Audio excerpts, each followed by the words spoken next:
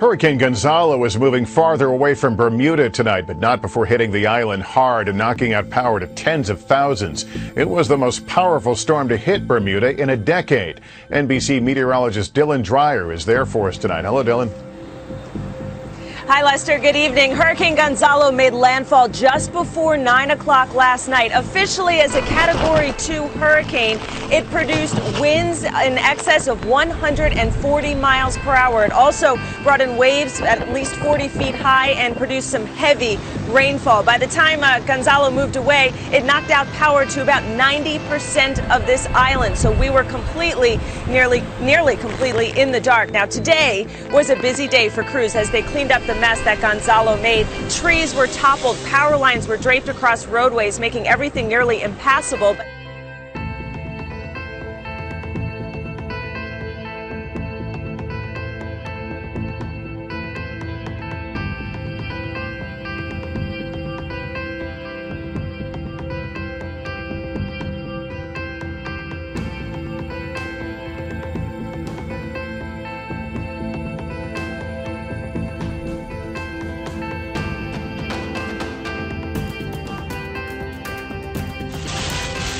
With more than a month's worth of rain falling in 24 hours and winds in the range of a Category 2 cyclone, it was no ordinary night in Sydney. The SES says it received more than 1,000 calls for help. We started to see quite a lot of damage in the Illawarra, back of a building being torn off at Kiama, but as it moved up into the Sydney metropolitan area, we started to get quite a lot of flash flooding, and that resulted in a train being stranded there at one stage with 50 passengers on board. We had a minor flood warning come out on the Cooks River there, and also a lot of houses that started to get water inundation through roofs, etc. Sydney's inner west was badly hit, with Lewisham Station flooded and Marrickville streets suffering significant damage. This is the worst flood I've seen since I've been here. I've been living here 10 years.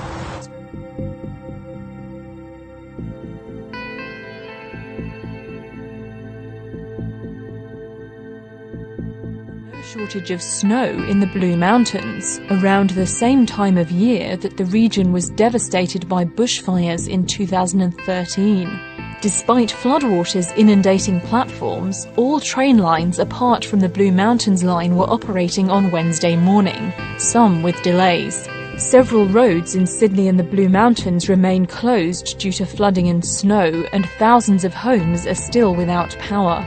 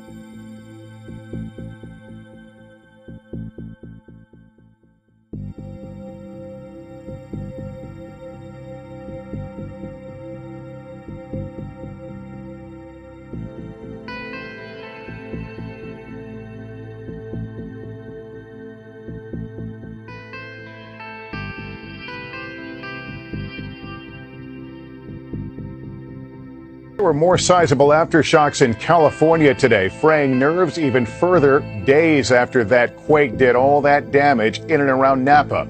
Now the major cleanup effort begins as we hear for the first time from a young survivor who was nearly crushed to death when the quake struck. NBC's Joe Fryer is in Napa again for us tonight. Joe, good evening.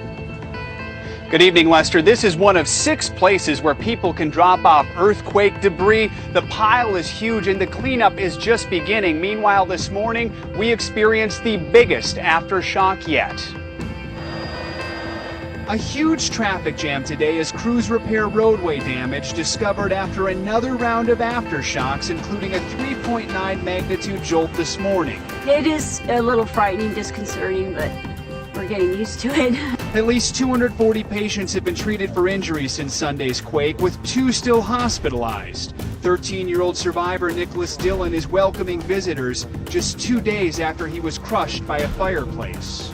Everything happens for a reason. I'm not gonna let this get to me, you know. I'm gonna recover as fast as I can, and I'm gonna be fine. I do feel lucky. I believe that if I wouldn't have moved, I could have died. 597. Today, Jimmy Mongot reopened his corner store. Looking at the orderly shelves, you might never guess his place looked like this on Sunday. And then got help from family, friends, and customers, people from the neighborhood. Everybody came in and helped us. That was the only reason we're open today. At least 100 structures have been red tagged, which means they're uninhabitable. You know, I just walk around and cry. Christina Jameson says the damage to her historic house is so bad it's unclear if it can even be saved. I'm a housekeeper for all things. I'm gonna have plenty housekeeping to do. There's no shortage of help here. The Salvation Army is serving meals at a mobile home park where 6 homes were destroyed by fire.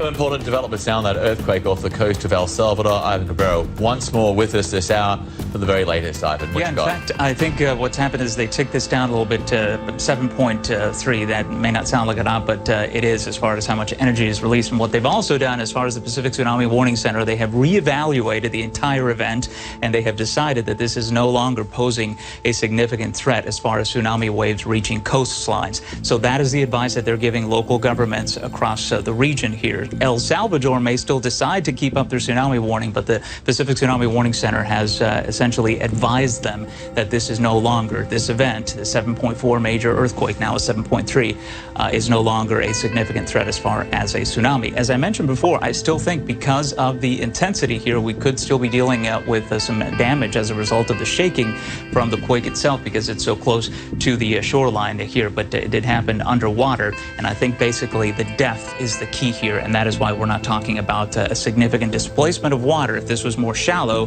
there's less essentially energy to get to, right? So that's why we are talking about this probably now being over. We'll keep you posted if there are any changes, of course, but they have issued now their final advisory on this event.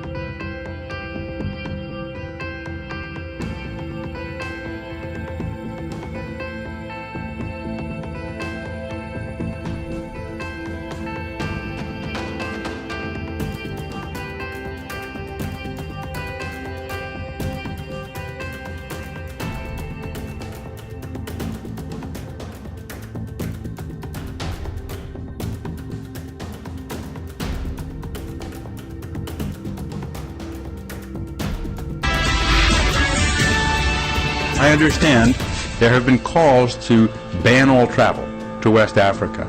The problem with that approach is that it makes it extremely difficult to respond to the outbreak. It makes it hard to get health workers in because they can't get out.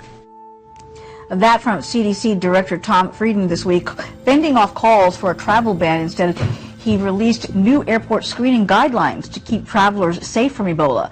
But is that enough to stop the virus from coming into your community?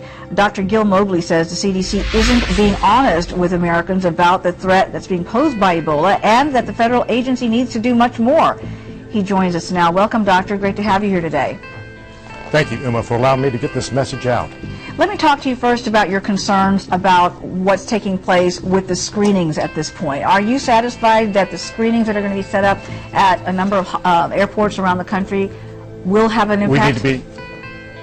We need to be increasing the vigilance and increase screening. 1 million people right now on the continent of Africa are quarantined with Ebola, yet 10,000 fly out every single day on 35 non-stops around the world.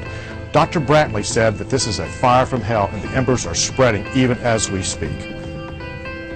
Right now, with the efforts that are underway in the U.S. at least, do you think that it's going to do enough to try to raise awareness and to try to stop the spread here in this country by screening passengers at this point?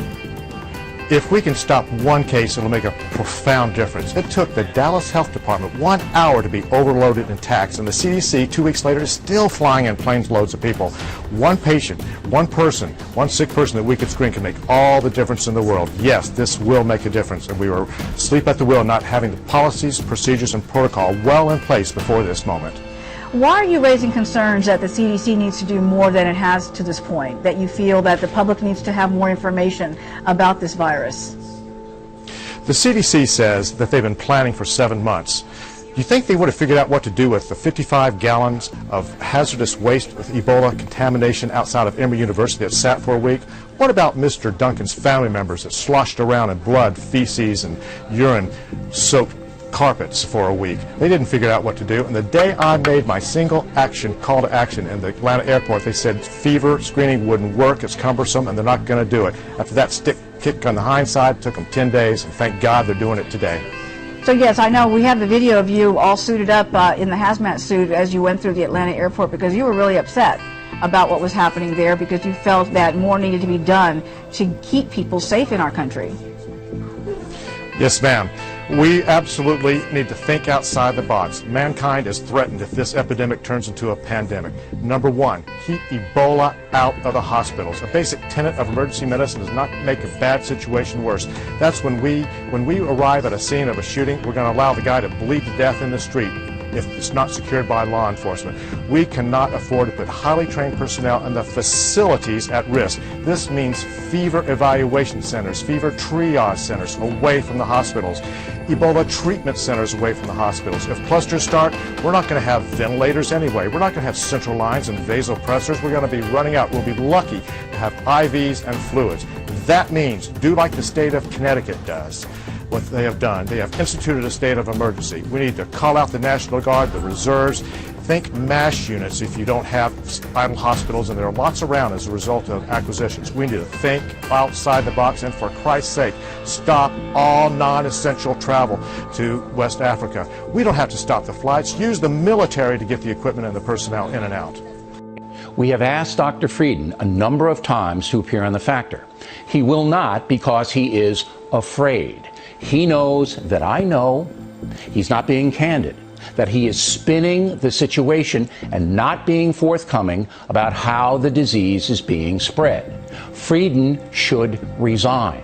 As he well knows, charter flights could carry medical and military personnel to the affected areas in Africa. And that's the way they should be transported, by charter, so that monitoring can be very close. Believing that civilian airport people in JFK or Newark or Dulles Airport can spot Ebola that is dormant, believing that is stupid and irresponsible and puts all Americans at risk. It's a dumb and dangerous ruse, and Frieden is the chief propagandist. He knows better. Disease control right now. News that a healthcare worker in Texas has tested preliminarily positive for infection with Ebola virus. We don't know what occurred in the care of the index patient, the original patient in Dallas, but at some point there was a breach in protocol, and that breach in protocol resulted in this infection. There are 4 things that we're doing at this point. First, to make sure that we do everything possible to care safely and effectively for this individual. Second, assessing her possible contacts from the moment she developed symptoms. And the CDC team lead for the Dallas investigation has interviewed her, and it appears at this time that there is only one contact who may have had contact with her while she may have been infectious. That individual is under active monitoring. Third, we are evaluating other potential healthcare worker exposures, because if this individual was exposed, which they were, it is possible that other individuals were exposed. We know that this individual did provide care to the index patient on multiple occasions, and that care included extensive contact. Fourth, we will undertake a complete investigation of how this may have occurred. That's so important so we can understand it better and intervene to prevent this from happening in the future.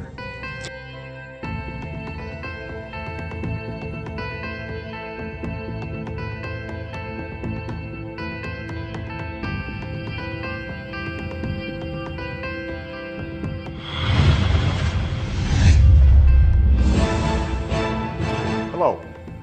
I want to take a few moments to speak directly to you, the people of West Africa, especially in Liberia, Sierra Leone, Guinea, and Nigeria. On behalf of the American people, I want you to know that our prayers are with those of you who have lost loved ones during this terrible outbreak of Ebola. Along with our partners around the world, the United States is working with your governments to help stop this disease. And the first step in this fight is knowing the facts. First, Ebola is not spread through the air like the flu. You cannot get it from casual contact like sitting next to someone on a bus.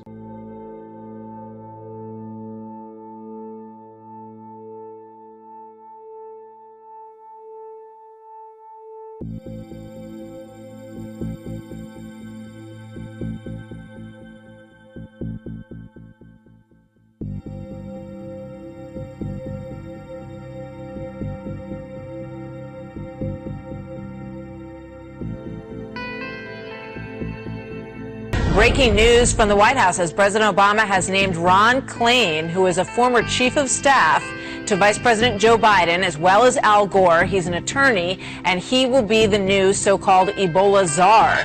Carl Cameron joins us now with more on the background on Mr. Klain, who is a very well-known name inside the Beltway. Carl. He certainly is. For 25 years, Ron Klain has had inside roles in a number of administrations. He was the president's senior advisor here at the White House until recently. He was also the chief of staff of Vice President Joe Biden. Mr. Klain is a lawyer. He's in a practice here in D.C.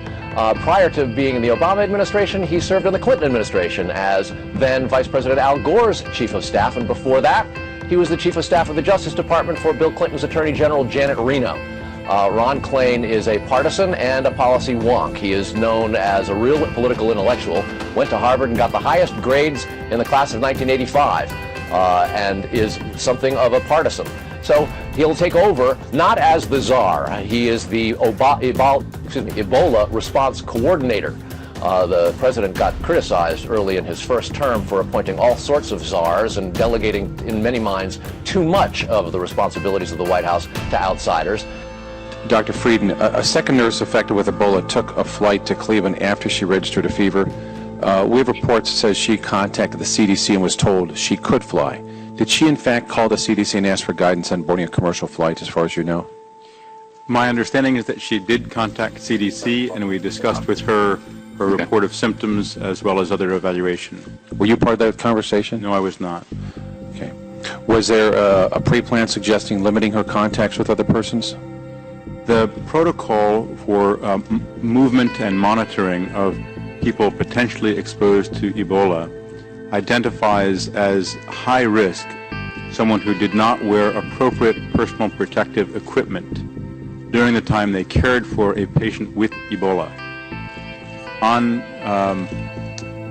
Well, let me ask you this then. What specifically did she tell you? We know Mr. Duncan's medical team was under the same observation and was not under the same observation travel restrictions as people he came into contact with. So what specifically did she tell you her symptoms were, or what was happening? I have not seen the transcript of the conversation. My understanding is that she reported no symptoms to us. All right. Trace Gallagher and the frightening details on this latest case. Trace? Megan, the second nurse with Ebola, 26-year-old Amber Vincent, has a more advanced case of the disease, which is why she was flown to Emory Hospital in Atlanta, where 3 other Ebola patients have also been treated. And the CDC is defending accusations of being caught off guard yet again. Now remember, they first told the country Ebola would not be a huge risk. When Thomas Duncan died of Ebola, the CDC said they knew how to stop it, then it spread. And last night, Director Thomas Frieden told the Kelly File this. Listen. It's terrible that a healthcare worker got infected, but what we're doing is making sure that we stop the chains of transmission. Chain of transmission, but at the time he was no doubt aware of the biggest possible chain of transmission. Yet Amber Vincent, who just hours before she was diagnosed with Ebola, flew from Cleveland to Dallas on Frontier Airlines along with 132 other people. And now we know that before she got on the plane, she called the CDC a number of times and said that her temperature was 99.5. But because she didn't have symptoms and because her temperature was not at the danger threshold of 100.5, she was allowed to fly. Here's the CDC director today. By both of those criteria, she should not have been on that plane. I don't think that changes the level of risk of people around her. Yet they are now in the process of trying to contact all of the people on board that flight to interview them. Keep in mind, Amber Vincent and 77 other Dallas healthcare workers were told to self-monitor for Ebola because they cared for Thomas Duncan during a time in his illness when he was releasing numerous bodily fluids. And the National Nurses Union says those healthcare workers did not have the proper protective clothing. The CDC has not denied that charge.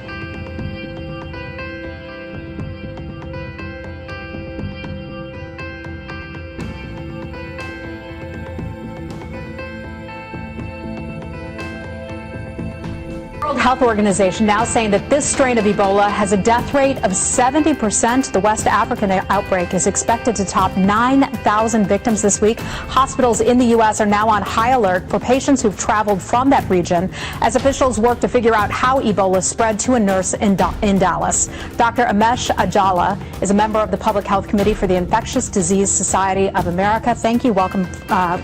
Thank you for coming in. We've now heard from the CDC that 70 staff members at that hospital in Texas had some sort of interaction with Thomas Duncan, who died from that. How concerned are you about additional people coming down with Ebola? We're going to have a lot of concern about these staff members until we actually figure out what the exposure was that led to the nurse's infection. We know that they were following the appropriate personal protective equipment guidance, but still she got infected. There has to be. But yet the CDC said, well, they weren't following protocol. Well, they were trying to follow the protocol, but yet an infection happened. So we have to see exactly where the breakdown occurred, where what we were calling the protocol breach. What happened? Was it when they were taking off the equipment? Was it when they were putting it on? Was the equipment not? Was the education not enough for that staff? Those are all questions that need to be answered before we can actually figure out what happened in Texas. But how good of a job do you think the CDC is doing of informing hospitals of exactly what they need to be doing to be on the lookout for this? So the CDC has been putting out information to hospitals for months. They're doing health alerts to doctors, to hospitals, having conference calls, but it's often different penetrance. Some hospitals are very interested and keen in keeping up with all of this. Some may not be. So there is definitely some variability in how well hospitals have prepared for this. Doctors have performed a blood transfusion on that Dallas nurse infected with the Ebola virus. Nina Pham received the blood transfusion from Ebola survivor, Dr. Kent Brantley. WGN's Julian Cruz has the latest developments on the outbreak. Julian? Dina, doctors are hoping that antibodies in Dr. Brantley's blood will help the ailing nurse recover. And we're also hearing from the patient for the first time in a written statement put out by the infected nurse, Nina Pham. She is thanking people for the kind wishes and prayers, and she also says that she's doing well and has faith in her doctors. We have to rethink the way we address Ebola infection control. The head of the Centers for Disease Control, Dr. Tom Frieden, says if the 26-year-old Dallas nurse was infected, it's possible other hospital staffers were infected as well. The specially trained medical team at Texas Health Presbyterian Medical Center cared for the now deceased Thomas Duncan. The Associated Press reports close to 70 hospital staffers had some degree of exposure to the patient. As investigators work to track down and isolate those Texas staffers, there are growing concerns around the country about how hospitals or urgent care facilities should deal with incoming Ebola patients. The nation's largest union of registered nurses is concerned. They say there hasn't been enough training for frontline staff receiving a potential Ebola patient. And the nurses believe most U.S. hospitals or urgent care facilities are not prepared to properly deal with the deadly virus. Experts say there are serious problems with medical waste. Most hospitals cannot safely dispose of the enormous amount of waste, such as bed sheets, infected syringes, and such, generated from a single Ebola patient. Louisiana's Attorney General says there are too many unanswered questions, and he says he doesn't want the ashes from incinerated Texas waste to transport across state lines to a special Louisiana landfill for medical waste.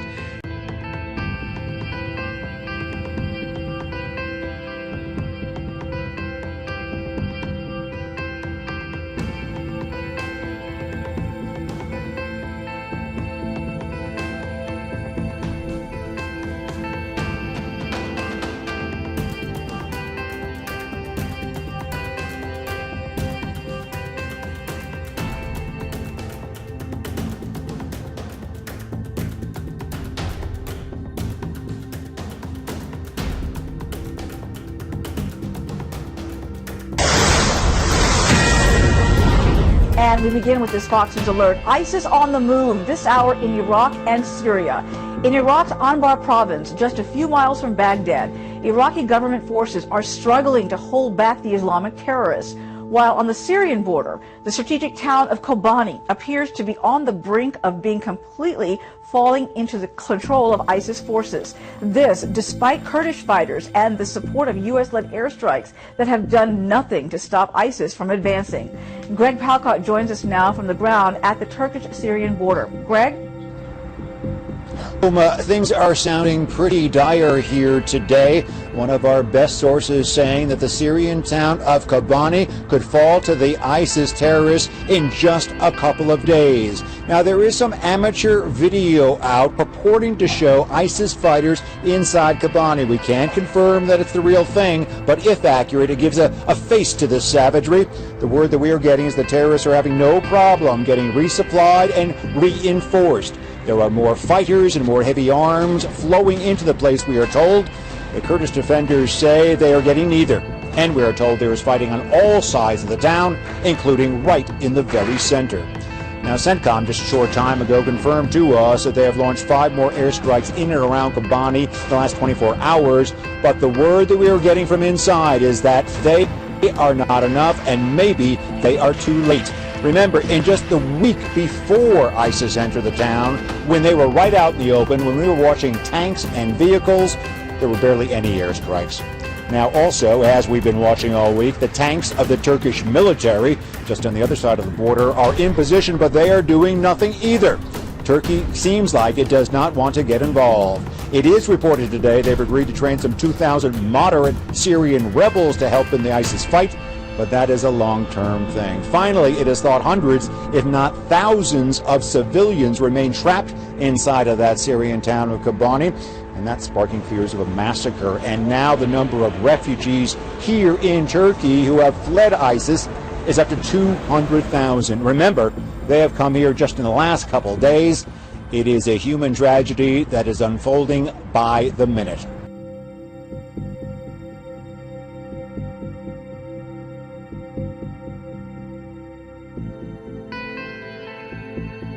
Forces are doing what they can to stop ISIS forces from advancing deeper into the Syrian border town of Kobani, while also trying to battle ISIS in other parts of the region, including Iraq, where there are fears today the Iraqi military is struggling to protect Anbar province, which is the gateway to the capital city of Baghdad. Joining us now, Karwan Zabari, who is a key player of the Kurdistan regional government. Welcome, sir. Great to have you here again. Thank you for joining us. Good to be back. We are hearing that the United Nations is predicting that thousands of people will be massacred as soon as ISIS takes complete control of Kobani. What are you hearing from your forces on the ground there? Well, if you recall, Sinjar, what's happened in Sinjar is another Sinjar is unfolding in front of our eyes. And this is where we have called the international community to step up its efforts in assisting these people that are fighting this extremism, this cancer brought to the people by ISIS. Today there are 4 fronts. Kobani, Kirkuk city has come under fire. Baghdad is now under fire or close to being, and Ramadi. This is proven to be the mobility for this organization, how effective they are in mobilizing rather quickly between 2 different countries. How are the airstrikes helping or not at this point? This organization, this terrorist organization, has really adapted to these airstrikes. Now they are blending in with the population. They're not moving in large convoys as they used to. They're not moving large pieces of heavy artillery as they used to in large convoys. They're now moving piece by piece. It's making it a lot more difficult for the airstrikes to be as effective as they used to be. This is where we have to step up in arming the competent and trusted forces on the ground, the Kurdish forces in both Kurdistan region of Iraq as well as the Kurdish region in Syria. I think it's been proven that these people can fight ISIS. But that's a big problem right now, because as I understand it, the Kurdish forces there are still struggling because they don't have the heavy equipment that they need, the military equipment, to stop ISIS there, because ISIS has that equipment at its disposal.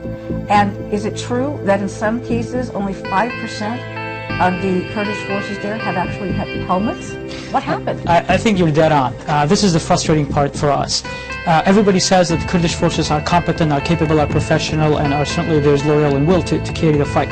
Yet when we've requested for these large military equipment to be on the equal footing or better to defeat ISIS, defeat and ultimately destroy ISIS, we've only received light equipment. We've been very grateful for the airstrikes. Though they are limited, they have been extremely helpful in certain areas. But to defeat ISIS, we need heavy military equipment. 5% of the Peshmerga forces have helmet. That's outrageous, because the promises were made, particularly after the White House decided to get into the situation and to say that they were going to rely on the Kurdish fighters there and were going to support them. So last time around when we spoke, it was the Iraqi government that stood in your way of getting some of that equipment because you had the Maliki government in place. Now there's a new leader, and supposedly this new government is more moderate and more helpful. But that doesn't seem to be the case at this point.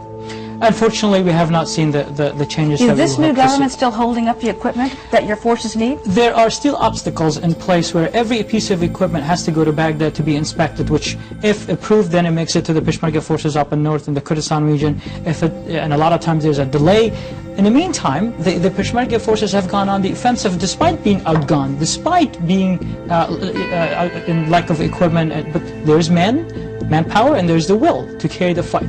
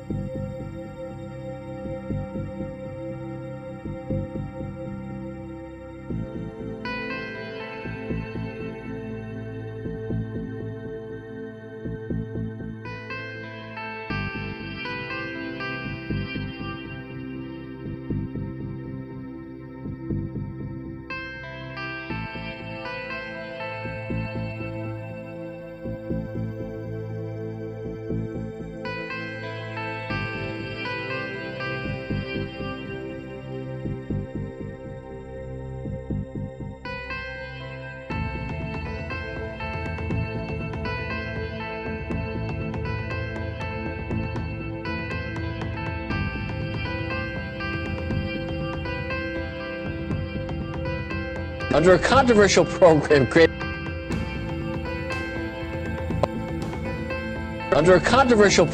created by the Obama administration, unauthorized immigrants brought to the U.S. as minors can avoid deportation and even get work permits for 2 years. Since 2012, nearly 600,000 have received this status. The application costs nearly $500, and now a new report claims the Mexican government is paying for it. Here to react is the Executive Director of American Center for Law and Justice, Jordan Secular. Good morning, Jordan. Good morning, Peter. So what we have now is Mexico paying to import Mexicans into America to work here legally. They're saying, we don't want you back. Go to America and we'll pay for it. Right, That's wrong, right. Legal, crazy, what? You know, their embassy in Washington, D.C. has admitted that this is a program, Peter, happening in their 50 consulates across the country. To put it in perspective for people, we're not just talking about the $465 in fees. We're also talking about the fees to hire an attorney, which can be about $2,000 in this situation for an immigration attorney. So the bars for people who may not have the resources to actually make this application and be represented by an attorney, that's all being covered by the Mexican government. In the example, it was an NPR story. That's where this came out of. The individual person only ended up paying $50.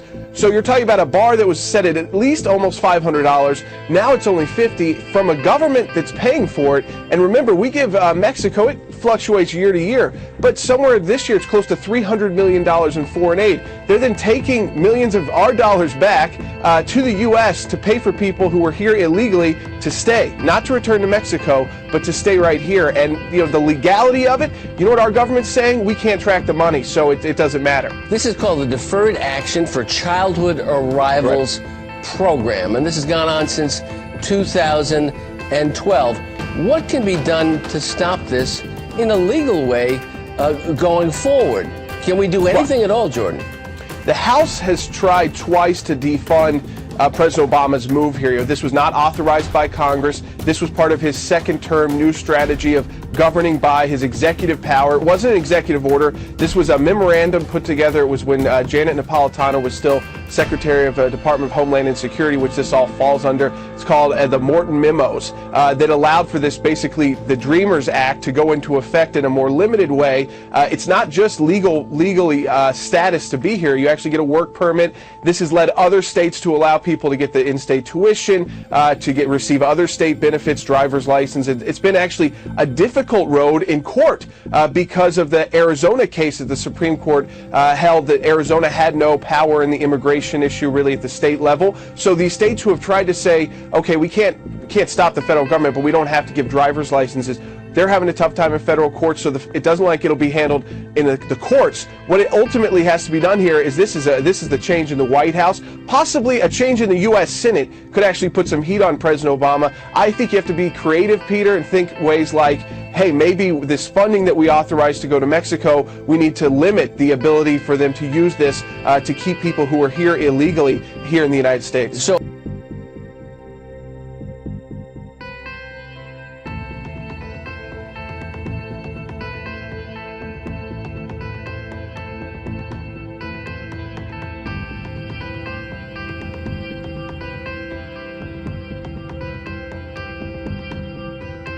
There's a war over religious liberty in Houston, Texas.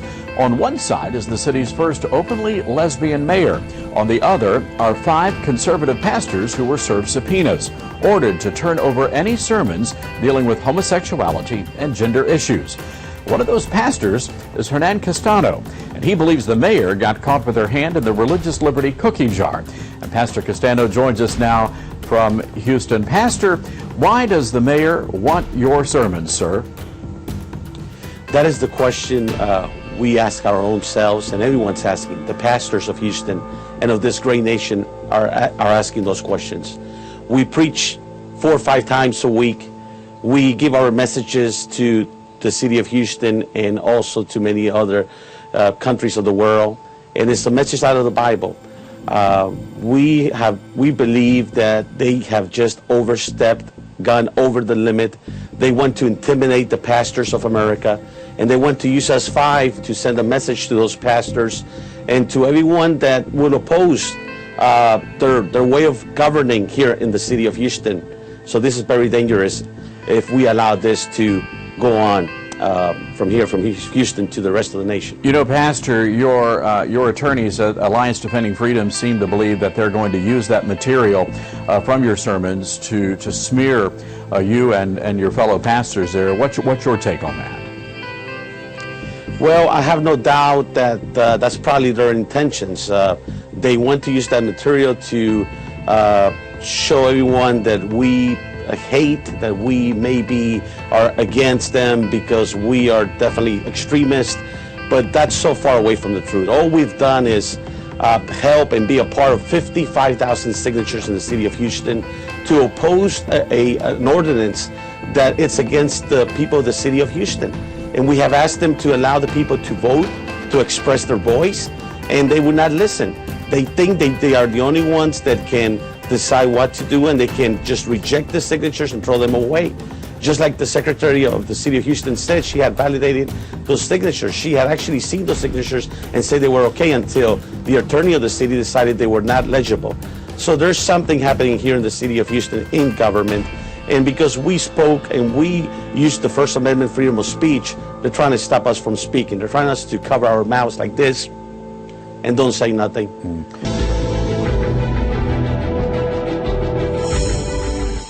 All right, one high school football team's pregame tradition of touching a statue, making atheists furious. Yeah, they claim that 2 Bible verses engraved on the statue violate the Constitution. Well, now the school board has decided, they voted unanimously, that the statue must be altered. Sam Bartlett is one of the players who fought to keep the statue, who now joins us from Atlanta, and he's all suited up because, Sam, you got a game tonight, don't you? Yes, sir, we do. All right, well, put on the pads before the game. Sam, apparently the school board said, look, we're going to get sued. It's not worth it. Let's just change the statue. How do you feel about that? Well, it was kind of forced upon them because of all the lawsuits that they were going to be facing, and it's a decision that must have been made, but I would like to say that we do have very strong leaders that lead our school and the Board of Education, our principals, all the way down to our teachers and coaches, and I'm very proud to be able to live in a county like I do, where we just have such strong, and they are Christian leaders, and I personally am very thankful for that. So, Sam, you fought hard, people supported you, but ultimately you lost. How disappointed are you in a system where it's just too expensive to get what you want and fight this through? I'm not that disappointed about it, because the thing is, like if that monument, a few thousand people would have been able to see that monument at a Madison County football game, but the attention it drew, and like me just this is such a great opportunity for me to come on this show, is I got to share my faith in the gospel with millions of people compared to just the thousands that would have seen that monument. And that's how God works in such ways that we just can't imagine, and He's so mighty and great.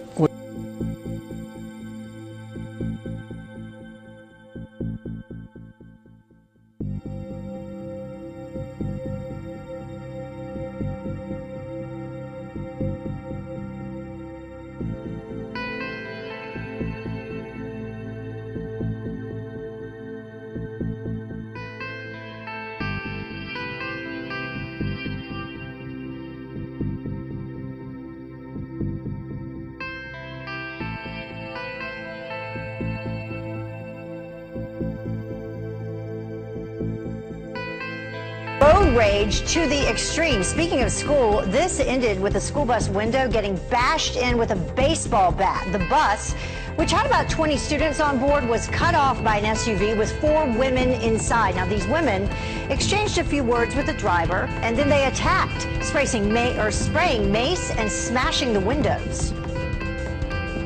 How can he do that? It's a school bus. For someone to get out of a vehicle and use a baseball bat and break a window of a yellow school bus knowing that it's filled with students, that's pretty bizarre behavior. Really is. The only injury, though, thankfully, a 15-year-old boy with some cuts on his arms, but the attackers remain at large.